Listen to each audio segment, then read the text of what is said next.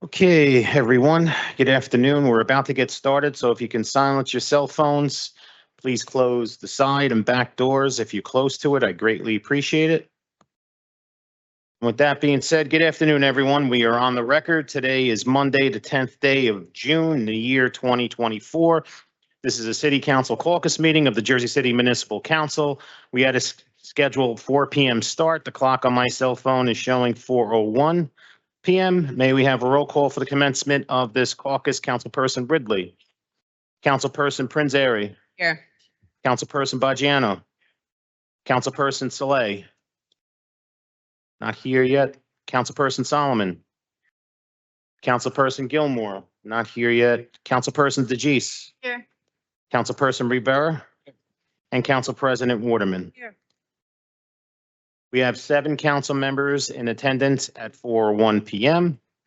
On behalf of Council President Waterman and the members of the Municipal Council, in accordance with New Jersey Public Laws of 1975, Chapter 231, the Open Public Meetings Act, also known as the Sunshine Law, adequate notice of this meeting has been provided on the posting on the bulletin board of the first floor City Hall, the annual notice, which is schedule of meetings and caucuses of the Municipal Council for the calendar year 2024, and filed in the office of the City Clerk on Thursday, November 30th, 2023. In addition, at its time of its preparation, the agenda of this meeting was similarly disseminated on Friday, June 7th, 2024 at 6:15 p.m. to the mayor, municipal council, business administrator, corporation council, and the local newspapers, and posted on the city's website, so I can certify as to our total compliance with the Sunshine Law.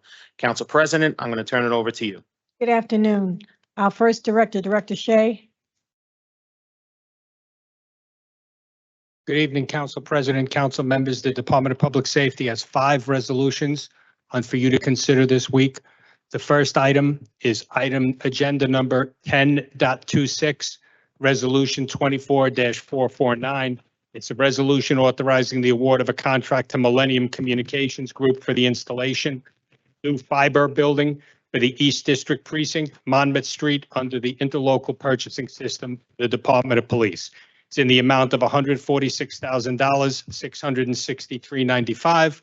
Money's in the capital account, but it's being paid for by the prosecutor's forfeiture funds, because this is going to provide the fiber for the new police district that we're building over there, where we have all the public areas and areas where any can be on camera, and also for the new auto pound that we're planning on building across the street. Sure. Sorry, Director. What's the auto pound, and what can you say more about that? Well, we're having problems when we tow cars with the contract of our previous vendor. So we are planning on taking that over. We're planning on creating an auto pound, and we'll take in the vehicles and return them to the citizens without using a third-party vendor. And that would be at that location on Monmouth Street? It would be, yeah, I don't have the exact location. Okay. 13th and Monmouth. Okay, I know that area. I've definitely heard complaints from citizens about being unable to retrieve their cars on weekends and things like that. That's the goal. The goal is to have a in-city operation where we have more flexibility than using outside vendors who, as you just said, might shut down for the weekend, might do all kinds. I know our city planning team is in the back. I just at some point wanted to make sure we coordinated, because I think there's some long-term goal to extend Monmouth Street all the way up to 18th Street. It's not happening in the short term, but long term. So I just want to make sure that whatever we do doesn't foreclose that possibility, 5 to 10 years from now. It extends all the way up. The other, I guess, is, do you have a construction timeline on the new East District Precinct? It's under construction right now. We're on the inside, almost done. And I believe this is the last major thing we're waiting for, is the wire for computers, for cameras, for everything else. All right, thank you. Do you have any updates on the North Precinct? No, I do not. Okay. Not on the agenda. I don't have an update.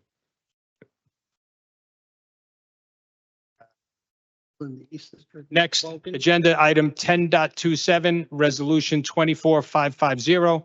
It's a resolution awarding an award of contract to Safeware Incorporated for the purchase and delivery of a use of force simulator and accessories through the U.S. Communities Government Purchasing Alliance, known as Omnia Partners, for the Department of Public Safety, Division of Police.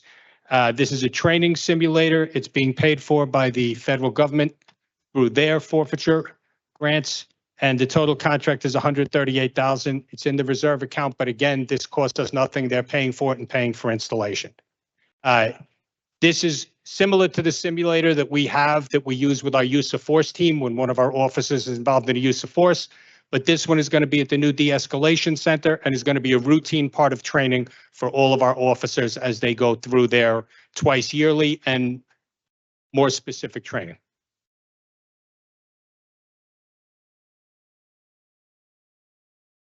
Third, agenda number 10.46, resolution 24569. This is a resolution ratifying an agreement with Robert Santilli Consulting for providing maintenance and support services for the police department's existing software applications created by Robert Santilli Consulting. It's in the amount of, I think it's 55,800. And we're asking to have the contract drawn up and executed. This is the standard software that we use for police personnel management. They've been using it well before I got here. It's always been Robert Santilli Company. That amount is so he can work on it and he can draw on it if he has to actually work. It's not automatically 55,000. He draws as he provides services.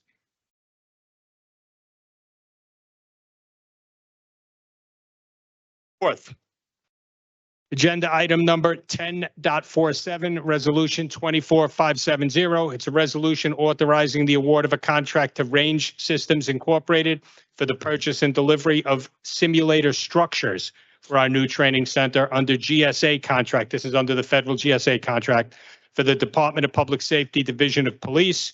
It's in the amount of $149,825.95. The funds are in the reserve account, but again, this is going to be paid for by the federal government under the grants for de-escalation training. This is for want of a better word, a movable house. You build an entire house in our new training center in what used to be the loading bay, and we can move rooms around and change the layout so that we can do multiple trainings in there for police and fire. Both can use it down the road. Mostly it's used for de-escalation training, talking through doors, talking to people inside apartments that are non-compliant.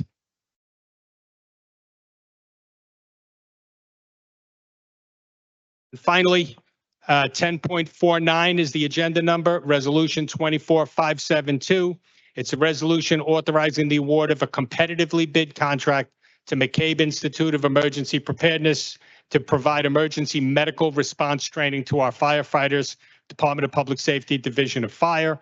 It's in the amount of $235,000. This is a 2-year contract, though. This contract, that $235 spread over 2 years. And this is the the emergency medical training for our firefighters required. We only had one bidder. It went out for competitive bid.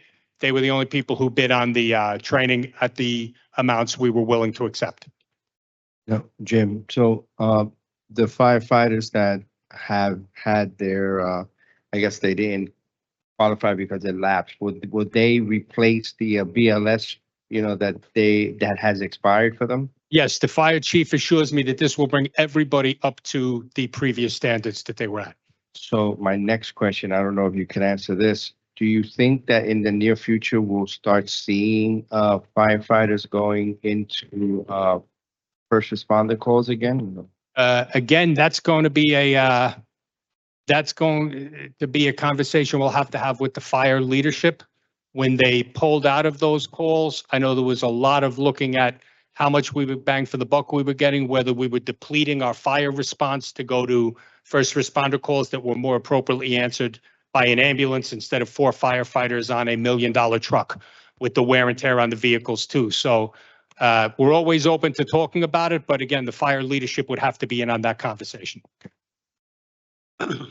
Director, I would like to sit down with you this week concerning the parking authority, because for the last 3 weeks, there's no ticket givers following the trucks, and people are just getting tired of it. And it's a shame. And there's other things going on, and I'd like to sit down with you, because if not, I think the parking authority should be disbanded. Because just let me know the time, Councilman, like last time. I have the dentist tomorrow morning. I'm available the rest of the week. all right, because we have to sit down, because Thank it's you. getting to be annoying. And sorry, Well, directors here, just in the administration, I don't know if this would fall under public safety, but I think we had said that the UEZ questions would be resolved by this meeting, and I just wanted to ask if we had a quick update on that. Well, director's still here before he goes. From what I'm aware of, Rachel C. did meet with them. They talked, and the police did commit to providing the services to what at least the downtown and a few of those have asked for. And Director, on your end, are things set? I'm happy to talk What's the offline. exact question, sir? So the question is, are we ready to deploy the off-duty officers through the UEZ fund?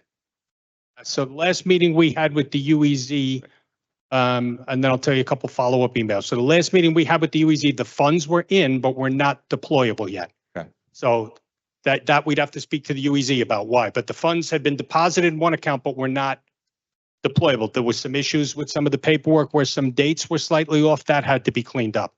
Then I saw recent emails between the UEZ and a bid, a neighborhood Yes. bid down here, where they were approving 2 separate shifts for 4 days for that bid. And I know they've also approved the ones for several others. When it actually starts, I'd have to ask the UEZ when they're ready to Okay.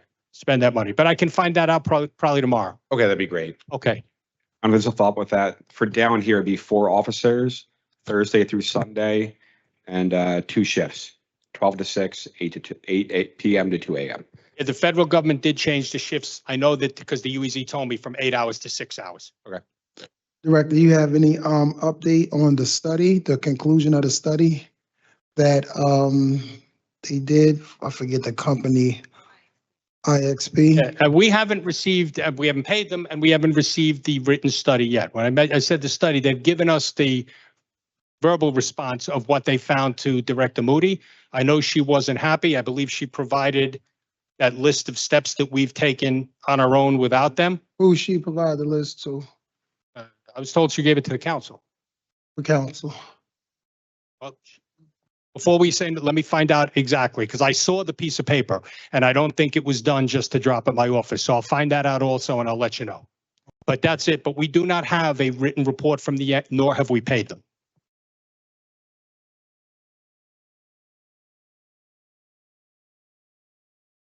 Thank you.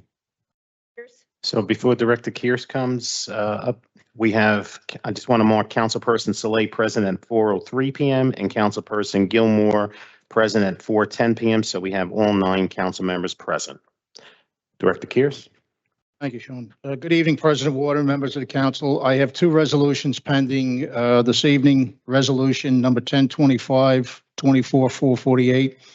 Resolution will authorize the award of a contract to Lime Computer Systems for the purchase of the Rave Smart 11 annual license for the city's emergency notification system on the GSA contract. Total amount of the contract is $80,806.47 and is funded through the 2022 UASI grant.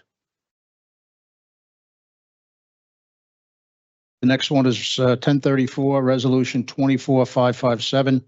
Resolution will authorize the award of open-end contracts to Plaza Automotive Incorporated and Vavi's Auto Sales LLC to provide collision repairs for the DPW Automotive Maintenance Division on the competitive bid for the period of 1 year effective June 13, 2024 to June 12, 2025. Total cost associated with these contracts is Plaza $172,000 and Vavi $240,000 with a $10,000 encumbrance for each vendor totaling, which is available to $20,000, which is available through the DPW operating account. No, Greg, I do have a question not related to this. With regards to the sweepers, I've noticed as early as today, I was following a sweeper during its route. They literally wasn't picking up any trash. So I talked to the young lady in the buggy. I'm not going to divulge any names, but she said the sweeper was full. Why do we continue to operate the rest of the route if the sweeper is full? So it's not doing its job. Can't hear you, Director. Is it a smaller sweeper or was it one of they call the Pelicans, the big gray ones? The big gray ones, yes. Right. I don't know. We'll find out. Tell me the route and we'll have the driver, respond to that. We're still awaiting, I believe, 7 more additional DLs, which are the big ones. the smaller Ravos are not really good for doing the type of work they do, but we'll follow up on that if you give me the route. So is there any way like they can dump on, or I know an issue was because of the timing, it's certain times that it had to be done. Is there any way like a garbage truck, I don't know, if they could follow the route so they can empty it versus them having to leave from the route, which take a time away from it? Is that a possibility?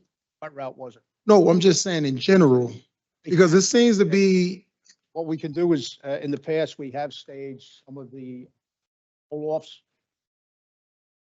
Mhm. There's 11 sweeper routes, depending on, what end of the city.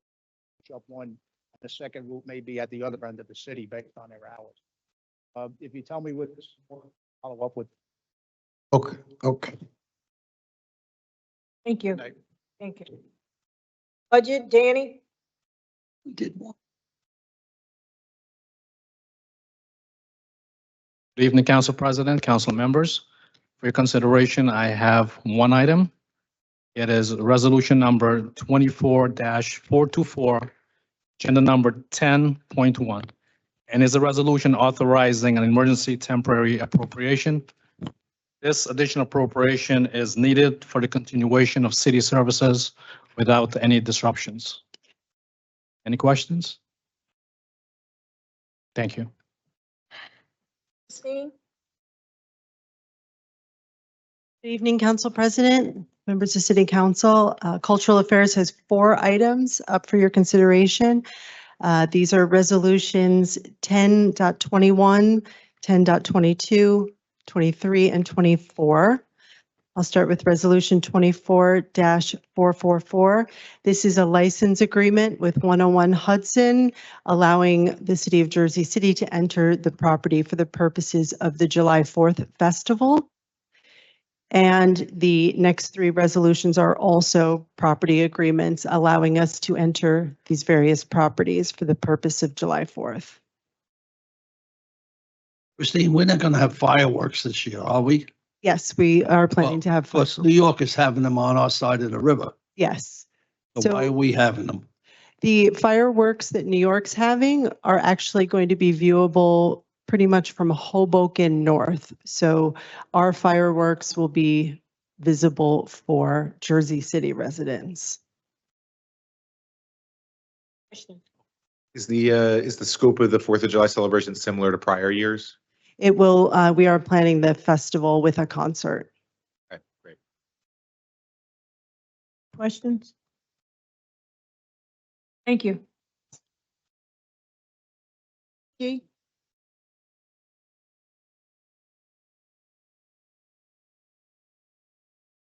Good afternoon, Council President, members of the council. For your consideration today, we have agenda item 3.2, ordinance number 24-049, which is an ordinance amending Chapter 188 of the Municipal Code. This ordinance will clarify affordable housing compliance language for certain income-restricted housing units. This ordinance also establishes a basis and structure for administrative fees and strengthens the Division of Affordable Housing's enforcement capabilities. So to be a little bit more clear, enforcement in prior years when the division started used to be done through zoning, but that was only if the developer was not giving us the unit. Once the unit was occupied and we began to have recertifications and annual reporting, those kinds of activities zoning was not in a position to enforce. So we work with the law department to make sure that we could designate an enforcement officer within the Division of Affordable Housing to issue violations and, put people on notice that they were violating their affordable housing agreements. So that's the first thing that we're amending. The other thing is administrative fees. Chapter 187, which is our sister ordinance for the inclusionary zoning ordinance, provides that a developer has to pay $2,000 for the affordable housing agreement to draft it and record it at the county. Chapter 188 has no such fee, so it didn't make any sense to only charge when someone was triggering Chapter 187 and not any other time. Most of our affordable housing agreements are all the other times. And so we thought it would just make sense to be consistent with all of the ordinances. We also are incorporating language to make sure that developers understand that we monitor and hold compliant units that are restricted for households between 80 and 120% of the AMI. That does not fall under necessarily the term affordable housing. Affordable housing is a term of art, and affordable housing typically is talking about moderate income housing, low income housing, and very low income housing. 80 to 120% AMI falls outside of that. So we've amended Chapter 188 to make sure that people understand that it's not a mystery that we're going to hold them compliant for those units in the same way that we hold them compliant to all the others. So we had to incorporate that. We're clarifying the prohibition of non-rental charges by developers and property owners, and that means amenity fees, pool fees.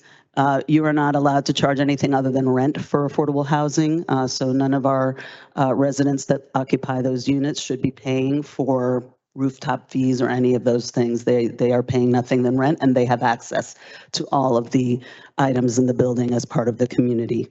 So we wanted to clarify that so it wasn't open to interpretation. We're also clarifying the unit type distribution requirements. To be more precise about that, there is an income mix and a unit type mix that is required under our ordinance. There is a clause that says that the combined number of efficiencies in one bedroom should be no more than a certain percentage. And some developers were taking that to mean that they could choose either to give us a percentage of all studios or a percentage of all one bedrooms. And we clarified that to mean no, combined is what it means. It means you need to give us half and half. You can't just give us all studios and no one bedrooms. That doesn't work for anyone. We are protecting against multiple rent increases within a standard 12-month lease, so they're only allowed to recertify one time per year. And then we're enhancing developer obligations related to the administrative agent list and that they have to use them. A lot of developers try to administer the units, and they don't have the staff nor the expertise to really comply with all of our reporting and income certification requirements. So we strengthened that language as well. And they need to keep a copy of the contract with their administrative agent on file with us. We've also clarified that that is a requirement. And that's about everything. Are there any questions? Can I clarify anything for you? So when first, you're saying that there seems to be a mix-up as it relates to the language or the verbiage for the affordable housing units, right? So what happens, and I guess this is probably more for legal, what happens if a developer went under contract contingent upon what they perceive to have been what the rules were versus now that we're clarifying it? I'm sorry that I'm not really understanding the question. I'm sorry. So in essence, Oh, yes, I understand. So you're talking about legacy properties that were. yes, that was already done No, already. they're grandfathered into Oh, they're whatever is in their, usually what dictates their obligation is memorialized in a planning or a zoning board. So if there is absent an affordable housing agreement, or if they were in existence before Chapter 188, the planning board resolution is the Bible for that, is the guide. And they are required to fulfill that obligation. They don't have to do anything different. Yeah, they're grandfathered in. Now, who oversees the process of the affordable units within the establishments to make sure, I guess, the individual is eligible, then subsequently if someone move out, another person move in, and they're still at this appropriate affordability threshold? We do. We do. That's why. So usually what happens is, before I start, Alexander McLean, our Chief Policy and Compliance Officer, is here with me. He's more the technician. So if something gets a little granular, I needed him here for those pieces. Typically speaking, once a lottery is run, and once your first occupancy happens, let's say you have 5 units, we run the lottery, you get your tenants, they all move in. Anybody else who did not get their number called in the lottery, that becomes the waiting list. So if somebody moves out one of your 5 apartments, they have to look at the waiting list that they have on file and start calling those people first. If they exhaust that list, then they have to market the unit all over again. So that's what I'm saying. Who monitors that process right now? You do. Oh, you guys monitor. They have to do it, but they have to do it under our direction. We get annual reporting twice a year. So we look and see what their vacancy rate is. If a unit is vacant, we can see that they've moved a tenant out, moved a tenant in, and we oversee that entire process. So we don't actually do it. We're not placing the tenants into the units, but we're the enforcer of the process in Division of Affordable Housing for our units. Now DCD does their own. Now, is it a point where they have to show you that they've done a due diligence as it relates to, oh, we've reached out to this person, they're just not Yes. accessible or they're moved on? Yes. Do we have a mechanism where we can double check to see if that's true? So they have to hire an administrative agent, and even though they're paying the administrative agent, administrative agents are affordable housing professional, certified affordable housing professionals, and they are bound by a code of following the Uniform Housing Affordability Control. So they will keep the developer in check, and they will report to us any problems. They're sort of like that middleman that makes sure that the developer's doing everything Okay, right. so it is a check. It's not. Yeah, no, there's a lot of necessarily checks the and developer. balances. Okay. Mhm, absolutely. Any other questions I can answer for the council today? Thank you, Gigi. Thank you very much. Owen?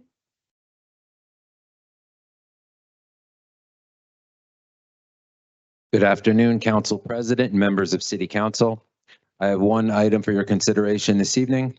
Resolution 24443, item number 10.20, a resolution authorizing the renewal of a contract with Whitson's Food Service for preparing senior home delivered meals. This is the second renewal option, so after this, we would go to bid next year.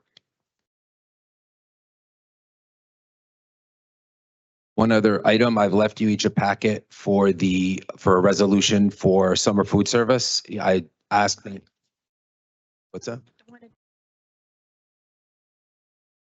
I just asked you to consider it for a walk-on for Wednesday. That's it.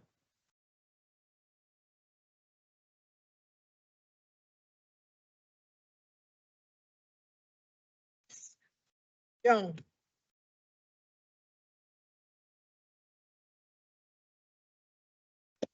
Good evening, council members, council president. I have a very simple one. I have 1019, resolution 24-442. This is a resolution authorizing an execution of a memorandum of understanding between the Department of Health and Human Services, Division of Senior Affairs, and the Public Health Information and Technology Program at Dominican University. What happens with this is they applied and they have offered us an intern for 40 hours a week, which they pay. Very happily have Tiago right here. He is a brilliant computer scientist.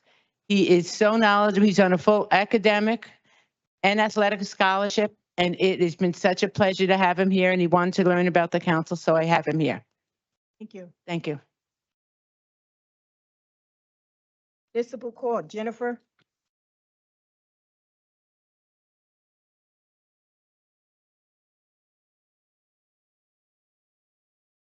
Jennifer Drago from the Municipal Court. I have one resolution. It's resolution. Jennifer, put your mic down so we can hear you. Short. It's resolution 24440, agenda 10.17.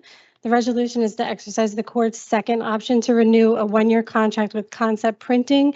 This is for our ATS mailers, also known as our court notices for the court.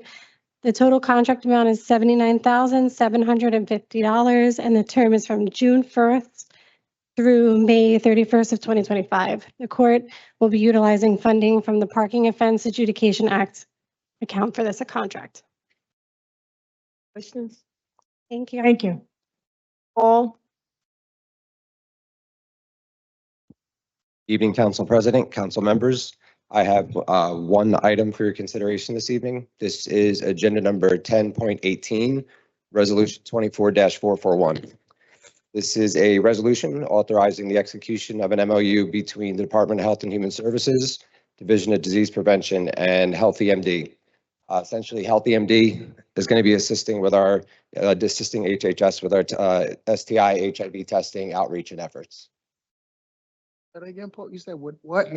They're going to be helping with our STI and HIV testing efforts through our mobile unit. Assist us with Ruby, the red bus, additional buses out on the street. for your time.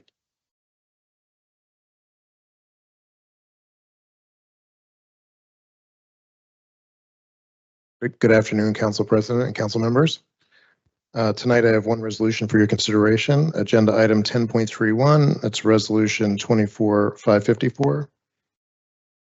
This is a resolution rejecting the lowest bidder here construction and authorizing an award of second lowest responsible bidder, Spinello Companies, for City Hall foundation work consisting of drainage, excavation, masonry, foundation repairs, waterproofing, and tying into the storm system to help mitigate future flooding problems. Questions? What item you said, Brian? I'm sorry, 21? Oh, 31. 31, sorry, 10.31.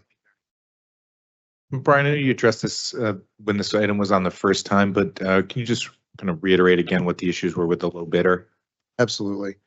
The first couple of red flags was that the apparent low bidder here construction did not have a favorable financial report upon our review with our architect. And there was some manipulation of the non-collusion form. And we just didn't have a good feeling based upon ultimately the price that they submitted, being that it was more than half below our architect's estimate. We didn't feel comfortable that the job could proceed in a timely fashion. And what was their, what did they bid come in at? Here construction came in at 800,000. And you guys assessed it to be about 1.6? 1.9. 1.9, and what is Spinello doing it for? They came in low too. They came in at 1.75.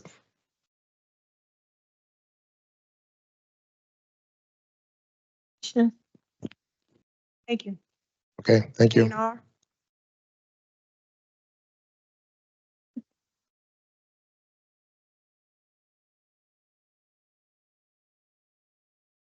Afternoon, Council President and council members.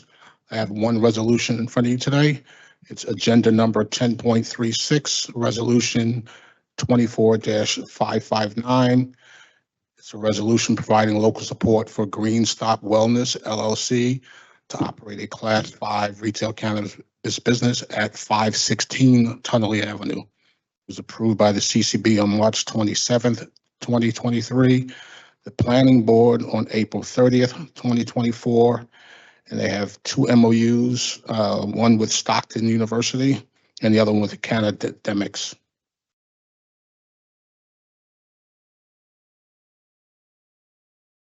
Thank you.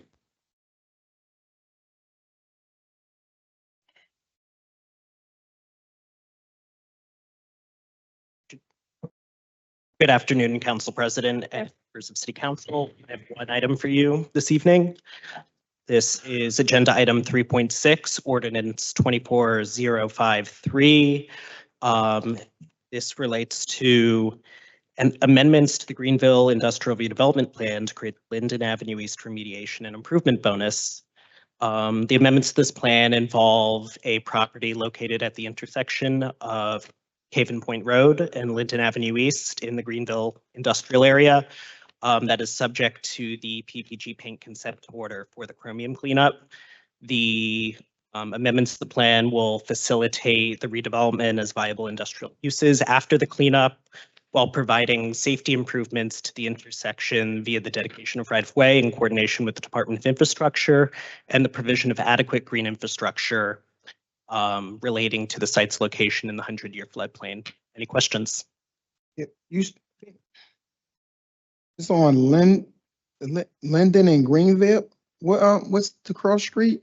It's Linden Avenue East and Haven Point Road. So this is in the industrial area. So it's down. It's by DPW. Okay. Yeah.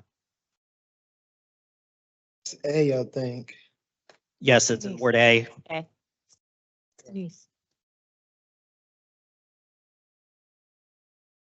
Any further questions? Oh, Thank you. thank you. Jennifer, traffic.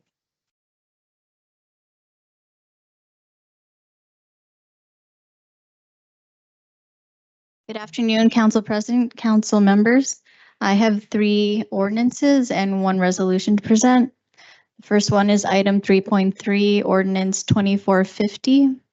This is to prohibit right turns on red at the following intersections along Montgomery Street, Montgomery and Baldwin, Beacon Way, Florence Street, Green Street, Jersey Ave, Marin Boulevard, Marcelli Street, Mill Road, and Summit Ave.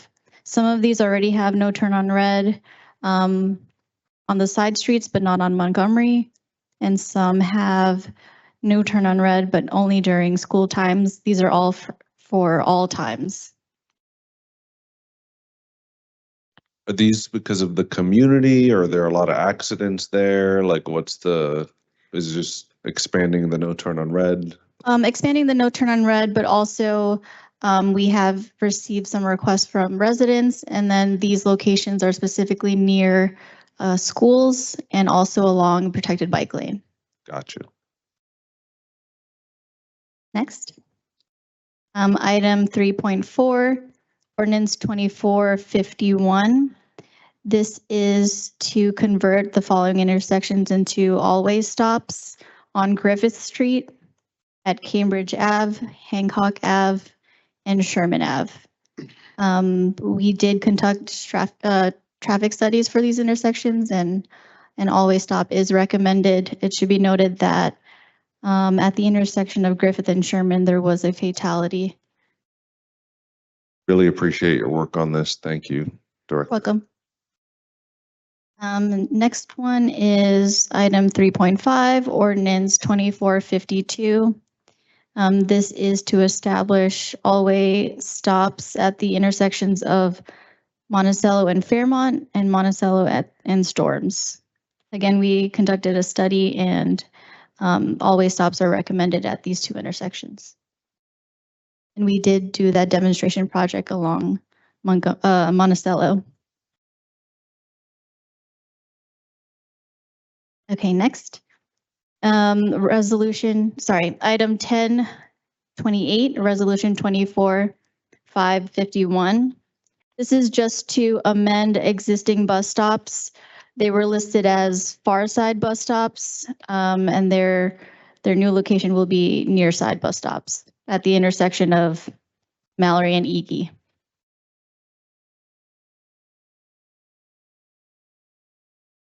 That's it. That's it. Thank you, Jim. Thank you. Nick.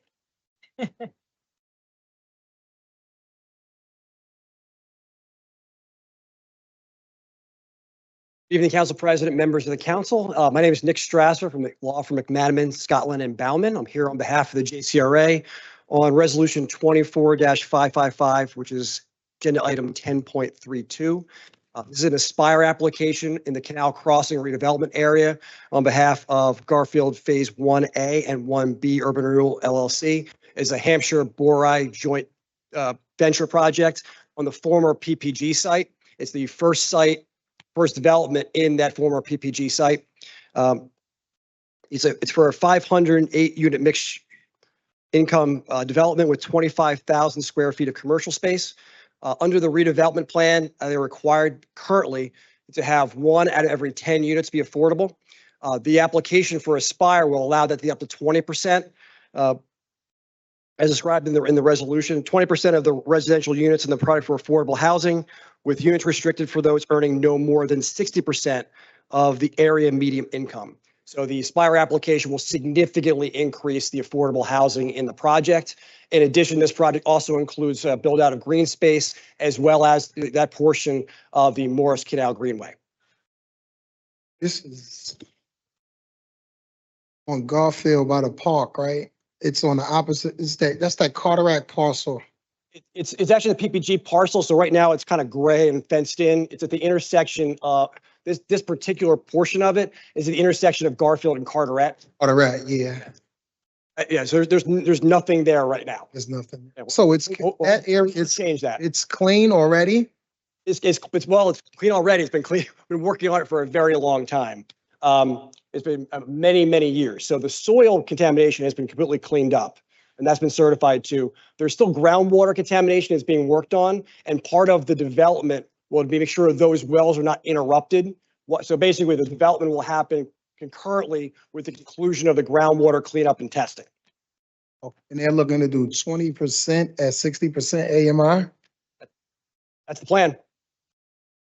Oh, And that's the reason for the Aspire application in order to hit that number. oh, okay. That's. Thank you. Thanks, Nick. Thank you, Council President. Thank you, Member Council. John McKinney.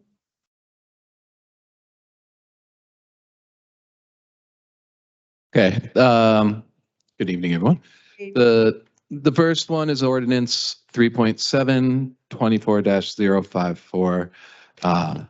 It's authorizing the sale of an easement and property ownership rights to city property located at block 287 lot 5 and block 149 lot 9 in Kearney to the New Jersey Department of Transportation for about $1.1 million. Any questions? Still haven't cleaned up the graffiti. Councilman, I do have a call tomorrow on that. We'll table this item for second reading if they fail to.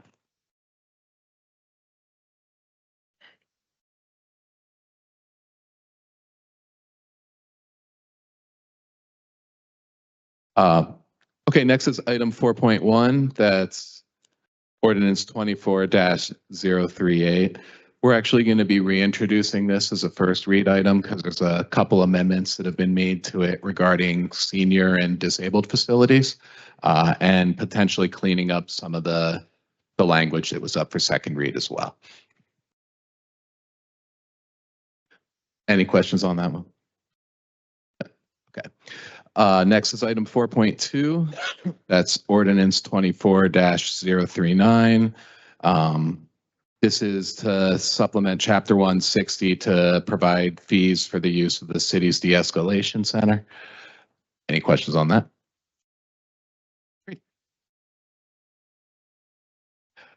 Item 4.9, ordinance 24-046. This is granting a temporary construction easement to the DOT around the same area of Route 7 for the same one that's being sold for 1.1 mil. Councilman, same position that we'll table it unless we have a resolve tomorrow.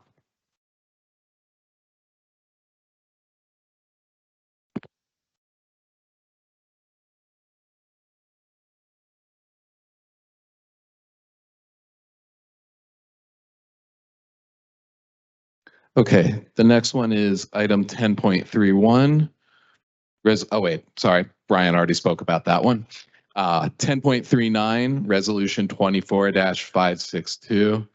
That's a resolution authorizing the redemption of tax sale certificates in relation to block 13302, lot 19 in Jersey City, also known as Spear Cemetery.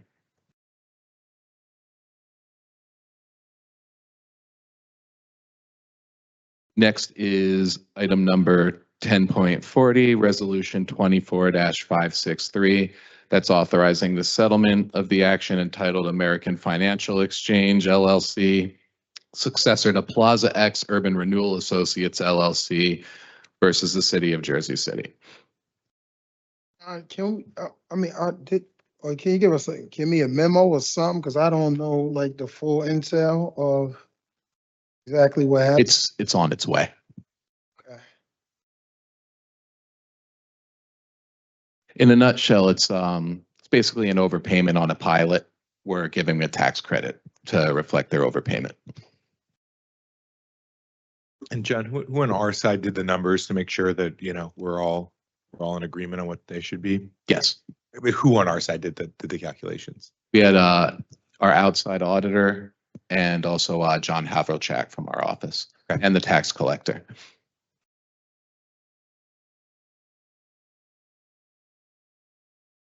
That's it for me.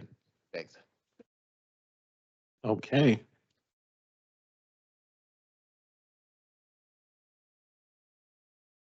All right, so on to our first reading ordinance, item 3.1, City Ordinance 24-047.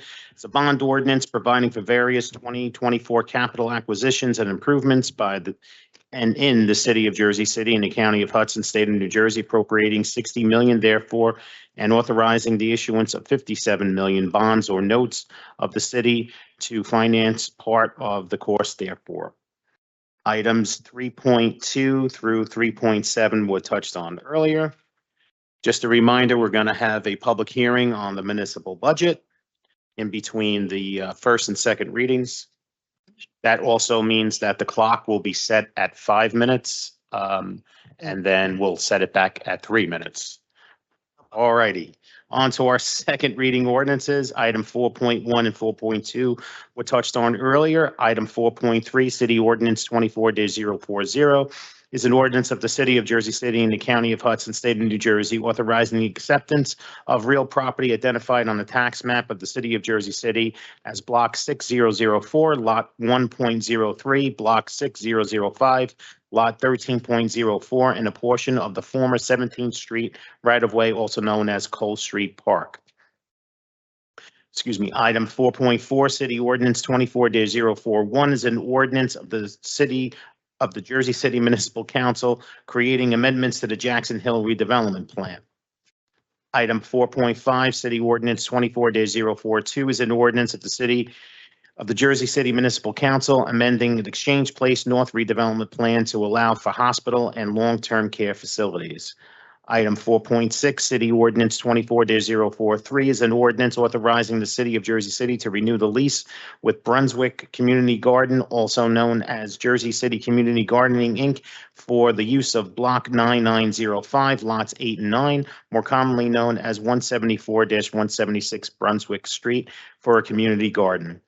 Item 4.7, City Ordinance 24-044 is an ordinance authorizing the City of Jersey City to renew a lease with Greater Neighborhood Alliance for the use of Block 30003, Lot 45, more commonly known as 81 Garfield Avenue, for a community garden. Item 4.8, City Ordinance 24-045 is an ordinance authorizing the City of Jersey City to renew a lease with Mandela Garden, sponsored by the Greater Neighborhood Alliance, for the use of Block 19503, Lot 36, more commonly known as 447 Martin Luther King Drive, for a community garden. Item 4.9 was touched on earlier, and item 4.10, City Ordinance 24-048, is an ordinance authorizing the lease of city-owned theater located at Block 11506, Lot 2.01, more commonly known as 151 Bay Street, to the Provost Square Performing Arts Company, a New Jersey nonprofit corporation for the purpose of providing cultural enriching experiences to the Jersey City community through arts. And we have our public speakers. Right now, we have 29. And on to our petitions and communications. Any questions or comments on items 6.1 through 6.50? Hearing none, our Office of Communications 7.1 through 7.5. Any questions or comments? Our Board of Directors 8.1 through 8.5. Any questions or comments? We have our claims, and on to our resolutions. Item 10.1 was touched on earlier. Item 10.2, City Resolution 24-425, is a resolution of the City of Jersey City and the County of Hudson, State of New Jersey, authorizing city officials to undertake certain actions in connection with the issuance and sale of not to exceed $17,200,000 bond anticipated note series 2024A, tax exempt. B, not to exceed $42,444,685 special emergency notes series 2024B, federally taxable, and C, not to exceed $18,720,000 tax appeal refunding notes series 2024C, federal taxable. Council, just a reminder, this was an item that we tabled from the previous meeting that we had to wait for local finance board to review prior to taking action on a local level. And BA, that meeting is going to take place in the morning of the council meeting, correct? Yes, the city engaged in a pre-meeting, and now the final vote will be on Wednesday. Thank you very much. Next, item 10.3, City Resolution 24-426 is a resolution recognizing Melissa Floyd for her memory and celebration of life. Item 10.4, Resolution 24-427 is a resolution honoring Independent Beauty Supply Company for exemplary service, 50 years of innovation, job creation, community contributions in the Ward F business community of the city of Jersey City, New Jersey. Next, item 10.5, City Resolution 24-428 is a resolution declaring the first Friday in June to be National Gun Violence Awareness Day. Item 10.6, Resolution 24-429 is a resolution recognizing Jersey City's Day of Fashion, September 5th, 2024. Item 10.7, Resolution 24-430 is a resolution appointing James Eacock as a member of the Jersey City Rent Leveling Board. Item 10.8, Resolution 24-431 is a resolution reappointing Danon Hill as an alternate member of the Jersey City Rent Leveling Board. Item 10.9, Resolution 24-432 is a resolution reappointing Sullivan C. Johnson III as a member of the Jersey City Redevelopment Board, Rent Leveling Board. Item 10.10, Resolution 24-433 is a resolution reappointing Elda Pinknick as a alternate member of the Jersey City Rent Leveling Board. And item 10.11, Resolution 24-434 is a resolution reappointing Joseph Williams as a member of the Jersey City Rent Leveling Board. All letters and resumes are attached to the resolutions. Item 10.12, Resolution 24-435 is a resolution, one, introducing and approving the 2024-2025 budget of the Journal Square Special Improvement District, directing the city clerk to publicly advertise the budget and schedule a public hearing, and directing the tax assessor to prepare an assessment roll of properties within the district based upon the budget. Next, item 10.13, Resolution 24-436 is a resolution calling for the efficiency in the collection of the Jersey City Payroll Tax Fund, to fund Jersey City Public Schools. So just for a little bit of context, I had met with the legislative committee in January with the new board. They've had some changes in leadership, so we pushed pause on this. Now that they seem to have things in place, this is just a commitment from the city council along with the Board of Education to make sure that things are being collected and that we are talking jointly with the state to support each other, and in particular with payroll tax, but other things with. Okay. Thank you. Item 10.14, Resolution 24-437 is a resolution ratifying the first of two renewals of a competitively bid contract with Unicorn HRO LLC for payroll and human resource services for the Departments of Finance and Human Resources. Item 10.15, Resolution 24-438 is a resolution ratifying the award of professional service agreement with Wilcox and Company Certified Public Accountants to assist the city in evaluating whether or not the city provided accurate compensation. Item 10.16, Resolution 24-439 is a resolution ratifying the award of a professional service contract to the Institute of Forensic Psychology for the psychological evaluations of civilian employees for the fitness for duty. Items 10.17 through 10.28 were covered earlier. Item 10.29, Resolution 24-552 is a resolution authorizing the award of a contract to Comcast Business Communications LLC for data communications network under the ESCNJ State Cooperative Contract for the Department of Administration Division of Information Technology. Item 10.30, Resolution 24-533 is a resolution ratifying an agreement with Management System Superion LLC, a Central Square technology company, for providing maintenance and support services for the One Solution payroll and personnel. Items 10.31 and 32 were touched on earlier. Item 10.33, Resolution 24-556 is a resolution of the City of Jersey City consenting to the undertaking of a sewer system capital project by the Jersey City Municipal Utilities Authority. Sorry, do we have an explanation of what's going on with this one?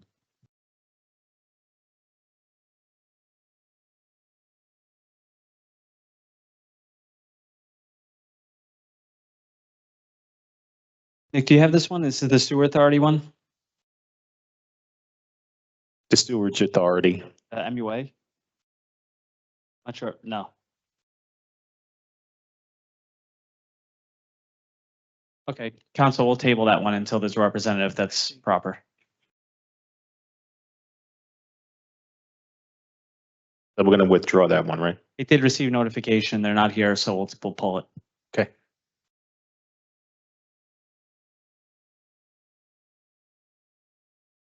It's 10.33, Nick. I think that's what we're doing for now. So we'll move on. And if Nick has some information, we'll have him speak. Item 10.35, I'm sorry, 10.34 was touched on earlier. Item 10.35, Resolution 24-558 is a resolution authorizing the use of competitive contracting to procure a contract with a vendor to audit energy bills in accordance with NJSA 40A:11-4.3A. Item 10.36 was touched on earlier. Item 10.37, Resolution 24-560 is a resolution authorizing the award of professional service contract to Blau and Blau, attorneys at law, to act as outside counsel to file affirmative tax appeals on behalf of the city of Jersey City for a term of 1 year in the year 2024, and ratifying professional service contract for identical services performed in the year 2023. Are they going to take on new cases, or are they just continuing No. the existing caseload? Finishing existing caseload.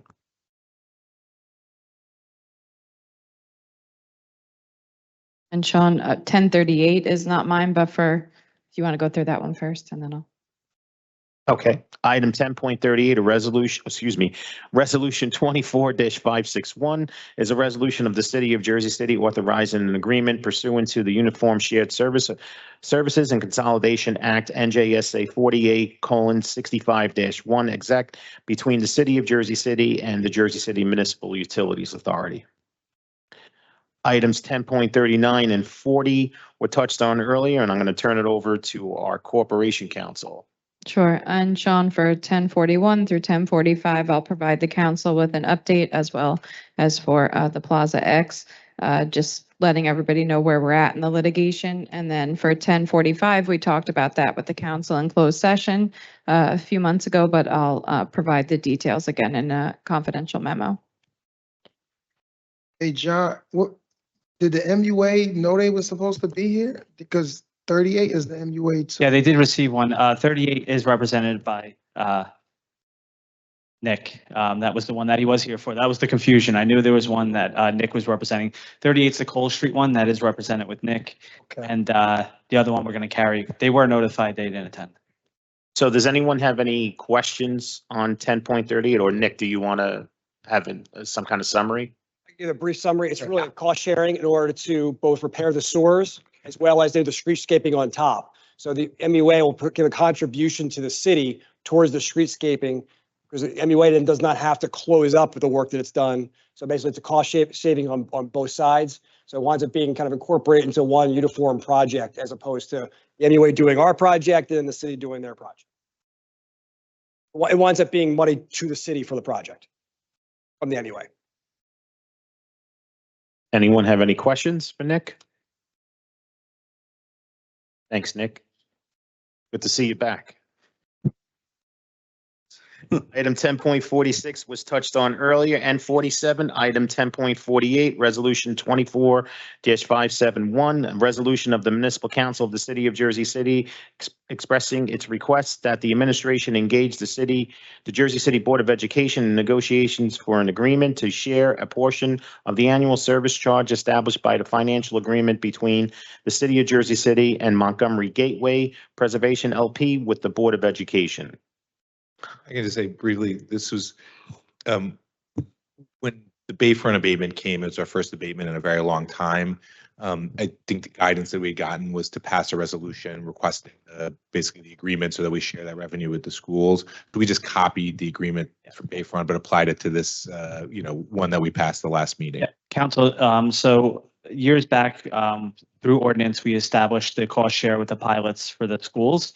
However, if we were told legally for each project, you have to pass a accompanying resolution. So this would be the resolution that would honors the ordinance and then codifies the certain project. Time we pass time we get a tax abatement, we have to pass a You resolution. pass the agreement via resolution to honor the ordinance. It's a good safety measure for us as well to make sure that every project is codified within that ordinance. Okay, item 10.49 was touched on earlier, and last but not least, item 1050, resolution 24-573 is a resolution supplementing the manual of loading zoning designation of the city of Jersey City, designating loading zones at various locations along Second Street, First Street, Morgan Street, Warren Street, and Columbus Drive, all days and times. All the attachments are also with the resolution.